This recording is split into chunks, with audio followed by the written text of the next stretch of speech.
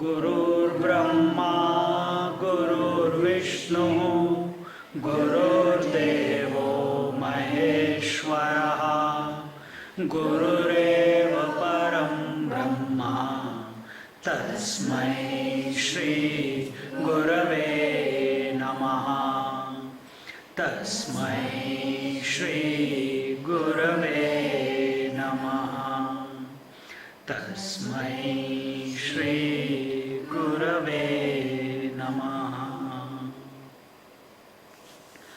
So welcome to our, I don't know if it is the third or the fourth or the fifth, which camp, which retreat is this? Third? Fourth? I think it must be the fourth. Fourth retreat of fooling each other. I fool you by telling you that which cannot be known, and you fool me by trying to understand which cannot be understood. So the game is going on. So let's continue the game. And today we'll just talk about a little bit of introduction as to who is fit to know this Upanishad. Who is qualified to know this Upanishad? Upanishads are those texts which suggest that there is some reality, that there is reality beyond the words. Take an example. Once we were going with one master, and the master was, all of us, young, robust, excited about being brahmacharis, we'll do this, we'll do that, and the teacher was there, and then in that bright daylight, suddenly he stopped. And the moment he stopped, he said, "Look, what a fantastic vision." He's looking at the sky. We all looked. We couldn't see anything. But he is dumbfounded in wondrous joy. He is standing still and looking at the beauty. He says, "Look there." Again, we tried looking this, that way. We can't find anything. "Swamiji, what are you looking at?" "Can't you look? Can't you see the vision that I am having right now?" Either you are fooling us or you are taking us for a very, very long ride. He says, "No, look, there is a crescent of a moon." And yes, it was there, but when the sun is shining bright, and sometimes during the daytime when that crescent, when the moon is to be seen, it gets overpowered by the sun rays and you can't see it very clearly. So then what did he say? He says, "Look, see that mango tree?" I said, "Yes." Not just me, we are quite a few of us. "Yes." "See that branch?" "Yes." "See the two leaves on the northern end of that branch?" "Yes." "Now, just above those two leaves, between those two leaves, see what is there." And we also stopped. It was such a beautiful vision. After that, no words were required.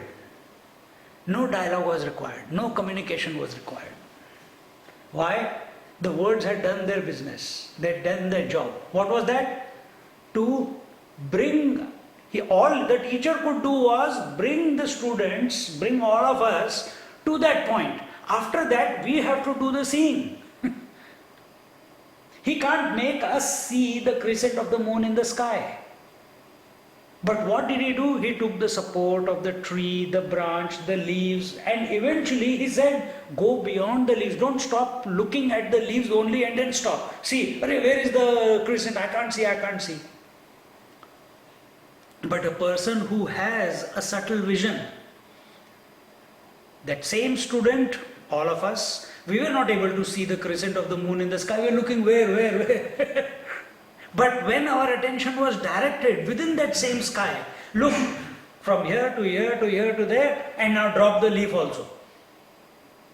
And what you see above the leaf, go beyond the leaves, those two leaves, and on that particular branch, you can see the crescent of the moon. But that seeing we had to do. Same thing is with the Upanishads also. Just like that, they bring us. Right now we are looking for happiness where? Here, there, everywhere in the world. In Lalita's cooking. In the nice warm bed. In the proximity of the heater. Huh? We have our own ways of searching. And we are all of us searching for that one elusive happiness which is the closest to us. And then what happens? Before we come to what happens, many lifetimes we have been doing that. From childhood till now, all you have been doing is searching for that happiness. Every object you run afterwards, every person you run afterwards, every relationship you get entangled in, every object you want to possess, every desire you want to satisfy, every house that you change, every bath that you take, every cloth that you change, every meal that you have is only for finding that continuous happiness. Not recognizing that it is your own nature, we are searching it outside in this world. Just like when the teacher said, hey, look, and we are searching everywhere. Why?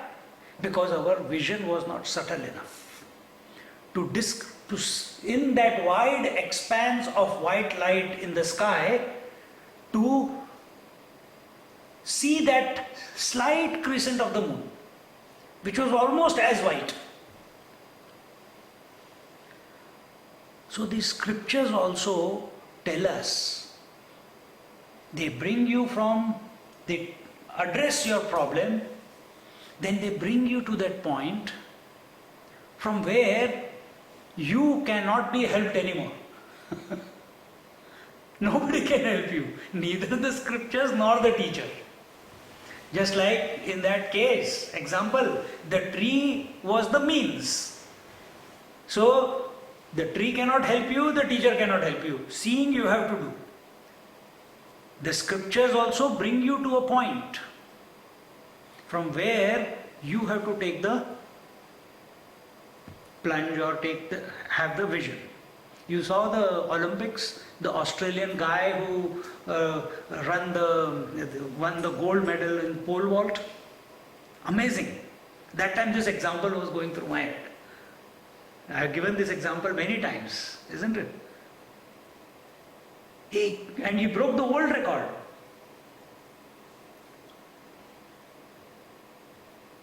If he decides, many times, lucky, they are given 5-6 chances. Out of those 5-6 chances, 3 chances he lost. Why? Every time he went up, either he left the pole a bit late, either he left the pole a bit early, and because of that, he was not able to assess the distance of the pole from the bar was not at the optimum distance, or he did not have the clear vision and the right angle with which to twist the body to go across. All those factors contributed for him not to accrue any point and be successful 3 times out of 5. But in those 2 times, he bagged it. Why? It was a perfect jump. At the right moment, with the right strength, the right leap, and going across and leaving at the right time. Same thing we have to do. Upanishads bring us to that height. Some of you are studying with me Panchadashi, there also you have seen to what subtle height our mind is taken and then dropped. Because after that you have to do whatever you have to do. And what you have to do? What do you have to do? Make the effort. Nothing. Nothing. At that point you have to do nothing. At that point you have to do nothing. You are not able to hear? You are able to hear? It's better if I hear you. Okay. Which direction? Good for my neck also. True. So Upanishads, they are the third part of the Vedas. First comes the Brahmana part, second is the Upasana part, and the third is the Upanishad part. They are called the Aranyakas. Brahman part is most of the Vedas, all the four, not most of the four Vedas are there. The 70 to 80% of the Vedas are covered with what actions we should do in our life, what rituals we should conduct in our life, what homam, the fire sacrifices, you act in this way, you act in that way, you behave in this way, all those things are given. After a person starts living correctly in his life, living a duty-oriented lifestyle, a disciplined lifestyle, then automatically he raises himself to the second aspect of the Vedas, and that is the Upasana. Upasana means Upa Asit, the one is sitting near. Sitting near what? From that itself the word comes Upanishad. Upasit means making the mind sit near the divinity or the grace or the self.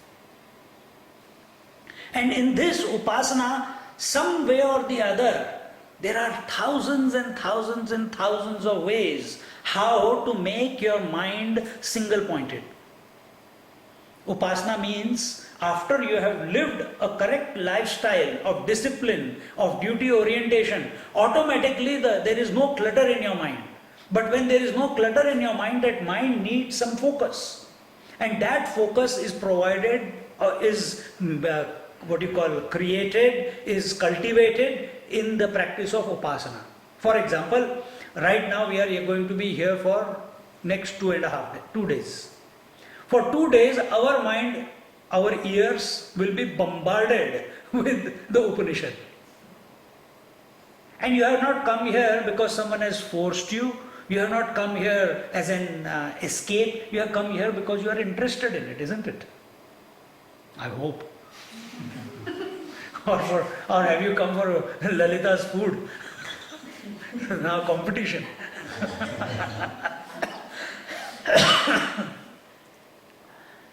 So if you have come of our own accord, you are here going to be 2 days single-pointedly thinking, contemplating, living, trying to make it your own experience, whatever this Upanishad is going to be expounding upon. Otherwise, to sit for 1.5 hours, 5 times a day, come on. Are you crazy? Only if there is an inner inspiration, then it is possible. Isn't it? So Upasana is this. We make our mind single pointed. Now this is single pointed at a larger level. 2 days we are going to be sitting here. But this should not be the end in it. End.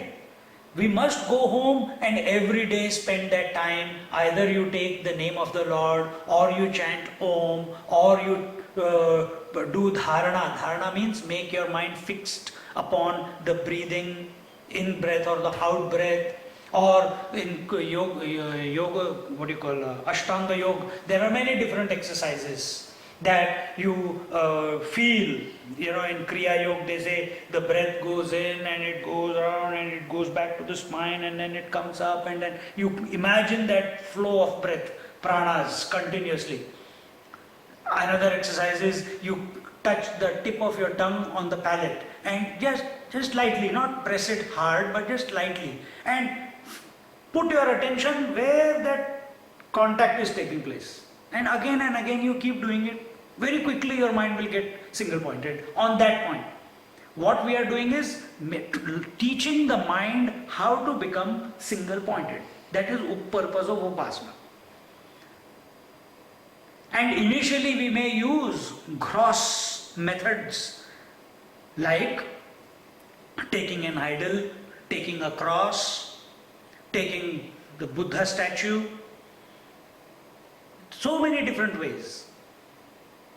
But slowly, as our mind becomes more and more adept at becoming single pointed, and if this search to know this unadulterated joy or happiness that our nature is within us, then automatically we will migrate from gross method of making our mind single pointed to a subtle one. Subtle one will be the form goes, the name remains.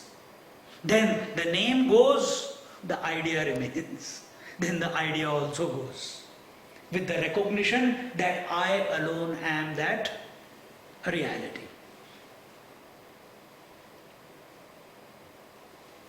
But I alone am that reality. It is still a thought. What we have to come to is, once our mind is single pointed, without the study of Vedanta or the Upanishads, we can never come to abide in the beingness that we are. Why? Because some old habits, mindsets, they will come and disturb us and not allow us to remain with ourselves as ourselves without a thought. And that is why first there should be no thought eruption in our mind with regards to our duty in life, with regards to our responsibilities in life. Once you have done them correctly, then mind is free. I have done whatever I was supposed to do. Only when you have done what you are supposed to do and live, then this idea of wanting to make your mind single pointed so that you can come to know the reality, it will be ignited within you. And not because you want to make money, not because you want to be holier than the others, not because you want name and fame. You want to know the reality because that is the right thing to do in life.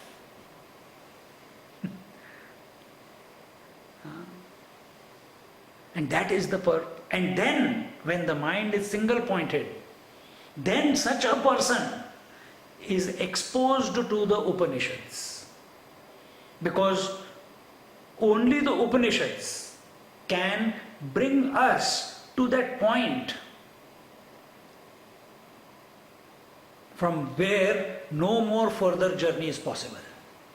No other text, no other idea, at least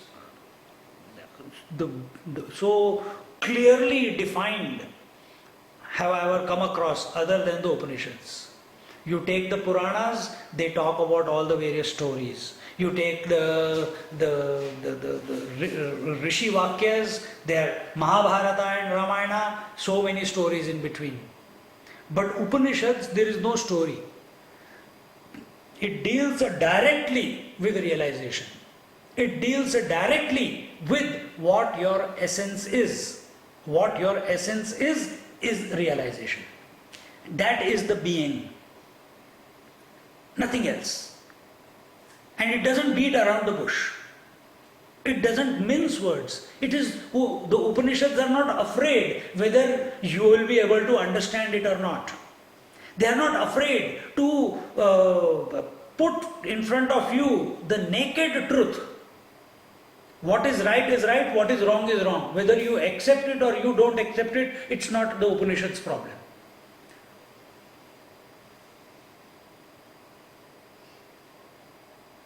So we have to raise ourselves. So therefore, qualification is very necessary.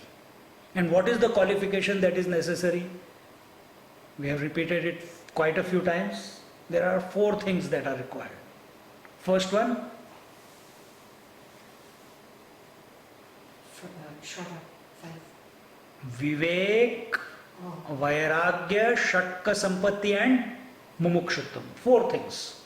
First is Vivek. It is the ability to discriminate between the truth and the untruth. We must be very clear what is the truth and we must be very clear what is the untruth. Okay, how can, if I knew what was the truth, then why would I be here? Correct? So be clear what is untruth. Everything other than the truth is untruth. And what is truth? That which cannot be thought about.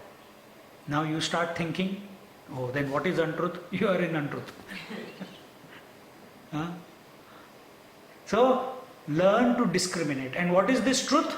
Truth, I am. So as long as you are thinking about yourself through some thought, understand you are going the wrong way. If you are thinking about yourself through a thought, as an idea, as a body, breath, mind, intellect, son of this, father of that, wife, husband of this, wife of that, student, oh, I think I am realized, also gone. No thought reaches the self. Therefore, Vedanta, Vedanta. Veda means the scriptures, revealed scriptures to the ancient rishis. Over thousands of years, these scriptures have been revealed because they were looking for it. And where the scriptures end, because what are these Upanishads? They are those scriptures which have the guts to declare that you have to drop me also. No other scripture in the world says that. I have not read, maybe there is some, but till date I have not come across anything. Upanishads say you have to drop us, therefore Vedanta. Vedas are nothing but words after words after words put in such a way that they take you beyond the world. How can you go beyond the world? Meaning, they take you to a point where no more thinking is possible. That is Upanishads. So Vedanta. So first was discrimination. We have to think, we have to know ourselves as ourselves without a thought. And everything that comes in between, what will come in between? Some idea, some concept, some emotion, something about the world, habitual thinking. Keep discarding, keep discarding, keep discarding. Not this, not this, not this, not this. And remain with yourself as yourself without a thought. Just accept it. For that, purification is required. Therefore, we say, do your duties, carry out your responsibilities without shirking from them. If you have not done that, when I left my home and I went away without even saying goodbye to my dad and mom, I shouldn't have done that. You're sitting in meditation, contemplating Aham Brahmasmi, and suddenly this thought comes. Oh, ridiculous. Why? Because you did not live properly before. So you have not resolved it. Or I think I reacted very badly to that person and that person went away crying. I shouldn't have. And that thought comes because it has left an impression in your mind. But when you do your duties, when you carry out your responsibilities without any expectation, mind automatically gets purified. Automatic. That is the result. Then the second one. What was the second one? Vairagya. A purified mind is necessarily a dispassionate mind. If you are living your life correctly and you take any master living or today or the one who has lived before, take Lord Rama, take Lord Krishna, take Buddha, take Jesus, take Zoroaster, take Muhammad, take whoever whom you consider as a evolved person, you will see this quality expressing through them. They are not attached to anything in this world, including their body. Therefore, they are not afraid to go through the trials and tribulations, because their attention is only on one, and that is the reality. That was the first. They are continuously holding on to the truth, not to the untruth. And as things start dropping away, there is no fear. Let it drop away.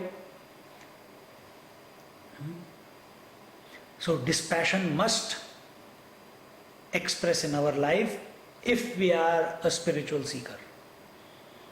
If we are living a life and we are conducting classes, we are going to satsangs, we are doing meditation, we are reading a lot of spiritual books, and if we see that our life is still very, very possession oriented, that I want to do this, I want to do that, I have to become this, I have to become that, I must invest in shares, I must put money here, I must put money there, oh, I need a new car, I think I'm ready for a new set of clothes. Why? No. A spiritual seeker must be clean, hygienic and everything. If it comes to you, it's okay, but don't run after it. If you are finding that you are getting involved in the world, understand something is going wrong somewhere. The result of spiritual evolution is a result of purified mind is dispassion. That is the only way that purification will express in your life. Only where there is dispassion, there will be love. Without dispassion, if love is expressing, it is only attachment. But if there is dispassion, there is no attachment to someone, then you can truly love another person.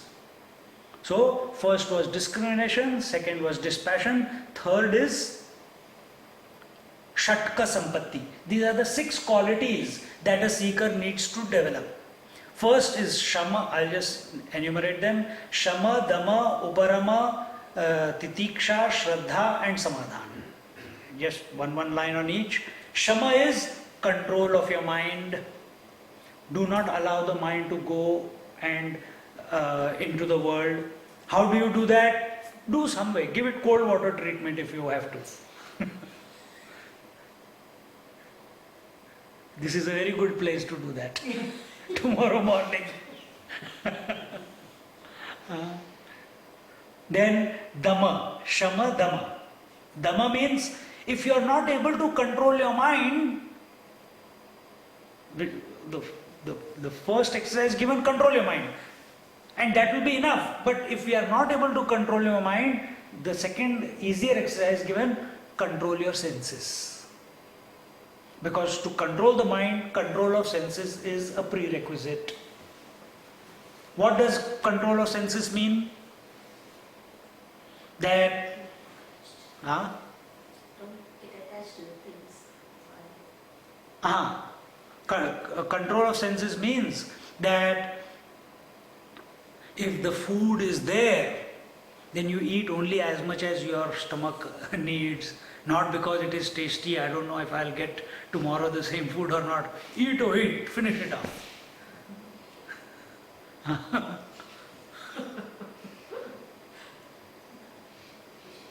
That is Dhamma.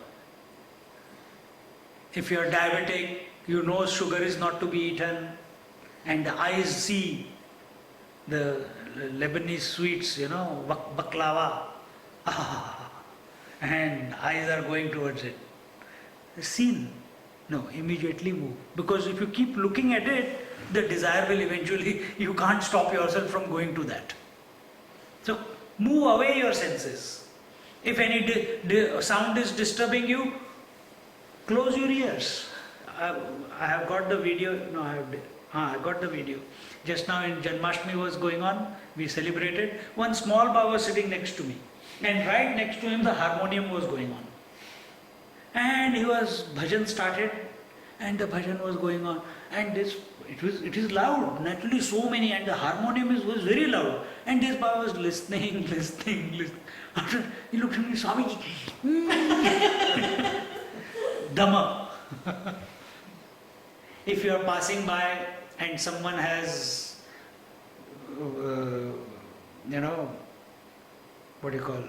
passed gas, what do? Dhamma. You have controlled your sense.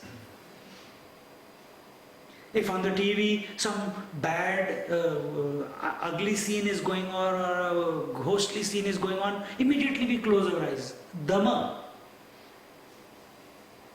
Dhamma means it's the easiest one. You can control your senses. Immediately. The next step comes Shama. That you do not, the eyes are seeing, but the mind is not leaking out of the eyes to get attached to the object that the eye is seeing. It's a bit subtler. Third is Uparama. Uparama means where the mind is no longer leaking out. It is just happy where it is. Then fourth comes Titiksha. Titiksha means the ability to endure and persevere. What do you endure and persevere?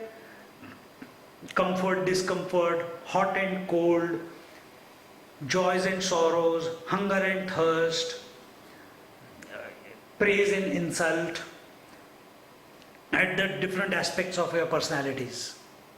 So likes and dislikes, whatever the world, sometimes she is very happy with me and the very next moment she is very angry with me. Okay, women are like that, what to do? Accept.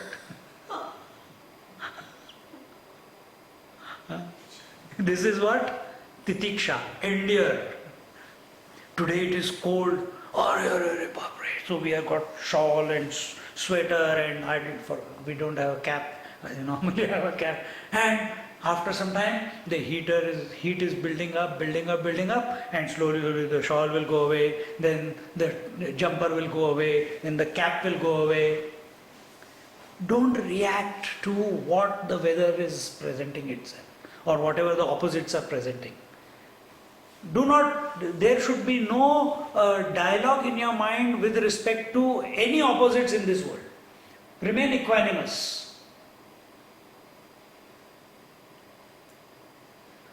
That is Titiksha. Titiksha means the ability to endure all the opposites without complaint. Then what comes the fifth one? When these previous four exercises are combined with faith, Shraddha, when you practice them with faith, the result is the sixth one, Samadhan, contentment in life. What does contentment mean?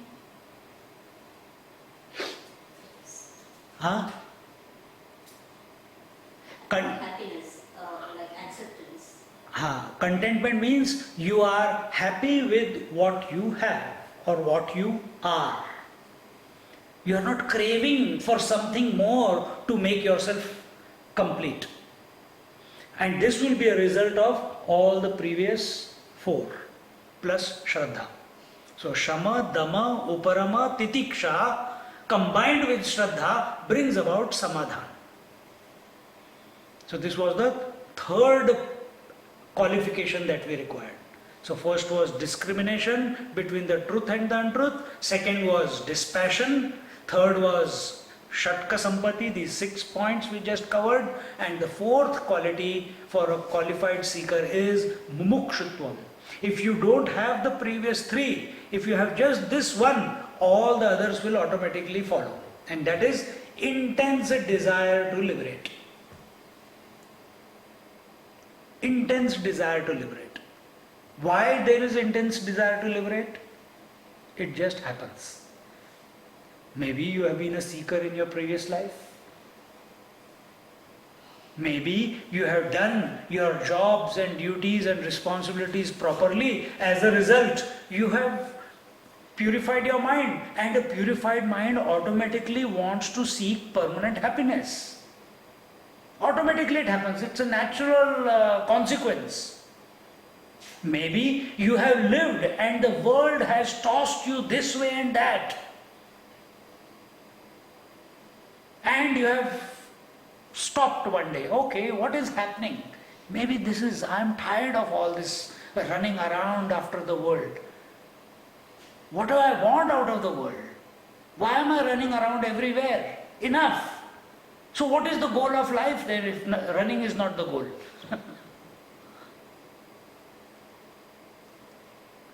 When that question comes, because you have analyzed your life.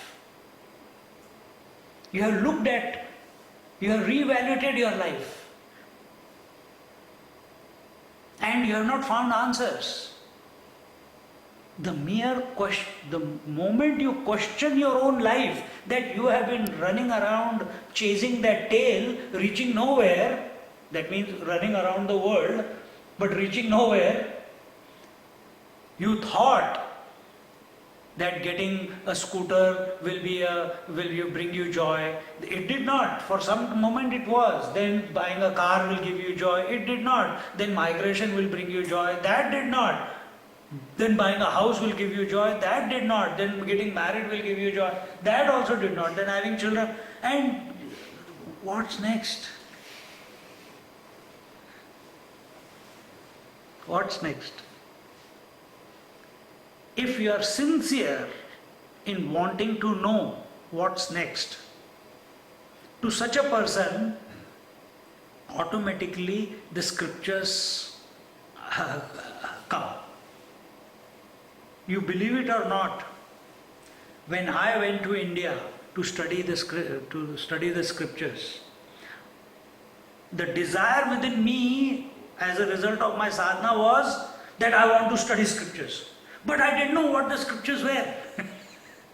Except that I knew Bhagavad Gita was a scripture, I knew Mahabharata was a scripture, I knew Ramayana was a scripture, I knew Puranas were scripture. Yes, I have heard the Vedas, and I knew that there are 4 Vedas. That also I asked my mom, Mummy, how many Vedas are there? But if you ask me, what is Upanishad? I had never heard the word Upanishad. If you ask me, Yoga Sutra, I think I had just 1 year before going there, I had found that book. But if you ask me, what is Brahma Sutras? I had never heard that name. Brahma Sutras, what are they? What I mean to indicate here is, when that intense desire begins within you to know yourself, everything starts happening. The scriptures come into your life rather than you go to the scriptures, because they also are looking for a person who is as desirous to know the essence which the scriptures are expounding. And there are very few people out there in this world who are ready to understand, study, contemplate on the truth that is expounded in the scriptures, in the Upanishads. So all this was not some idea. All this was told because you are all sitting here. So there must be something bubbling inside of you which has brought you here, which has brought you to spend 2 days contemplating on this Kenopanishad. So make full use of it. Don't gossip too much. Spend lot of time all by yourself. Don't eat too much. Eat, but don't eat too much. Otherwise it will lead to tamas. Only sleep will come. Take bath in the morning and in the evening. Remain fresh. come with a happy attitude or maintain that happy disposition for the next 2 days. Remain inspired in and through every word that falls on your ear. Don't come here, okay, let's see. We have completed so many texts. We have done 3-4 years of studies with Swamiji. What else new is he going to do? I'm not going to say anything new. Probably you have heard all what I'm going to say before also.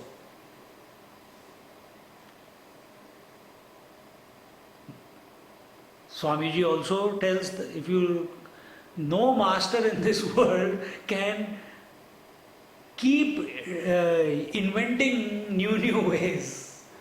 The essence is the same. Examples may change, but the techniques are the same. And we have to discover our own technique. How to get there? Right now I am speaking, but how you are interacting with what I am speaking is unique to each one of you. Isn't it? So what is working for you right now? Is it that I will sit and close my eyes? Is it that I am going to be totally focused? That is over focus. He'll have a headache. Remain relaxed, enjoy, be happy, be inspired, and keep your attention not on the words but on that because of which you are able to listen the words that are being spoken. If you can maintain this attitude for the next 2 days, whatever has to happen will happen. Om Purnamada Purnamidam Purnat Purnamudachyate Purnasya Purnamadaya Purnamevavashishyate. Om Shanti Shanti Shanti. Hari Om Shri Gurubhyo Namaha. Hari Om.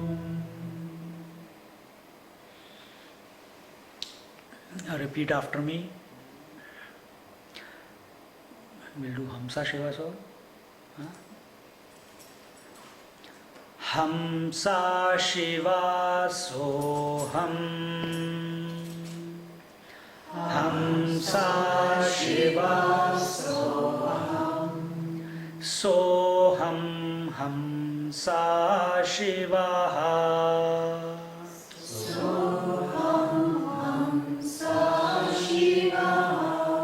Sa Shiva Soham Hamsaha. Sa Shiva Soham Hamsaha. Hamsa Shiva Soham. Hamsa Shiva Soham. Soham Hamsa Shiva.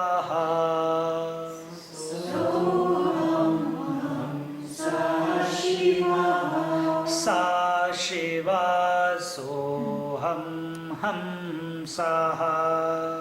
Sa Shiva Soham Hamsaha. Hamsa Shiva Soham. Hamsa Shiva Soham. Soham Hamsa Shiva.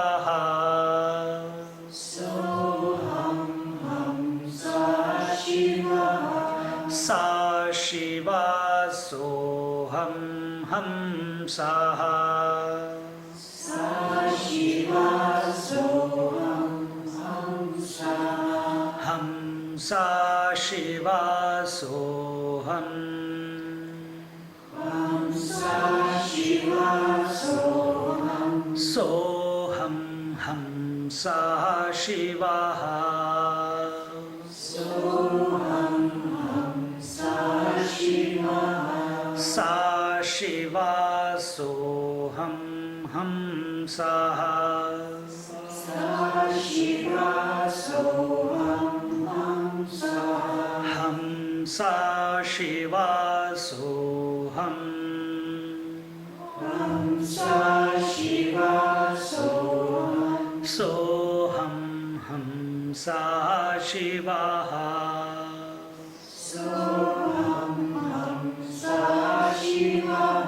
Sa Shiva Soham Hamsaha. Sa Shiva Soham Hamsa. Hamsa Shiva Soham. Hamsa Shiva Soham. Soham Hamsa Shiva. Soham Hamsa Shiva. Sa Shiva Soham Hamsaha. Sa Shiva Soham Hamsa. Hamsa Shiva Soham. Hamsa Shiva Soham. Soham Hamsa Shiva. Soham Hamsa Shiva. Sa Shiva Soham Hamsaha. Sa Shiva Soham Hamsa.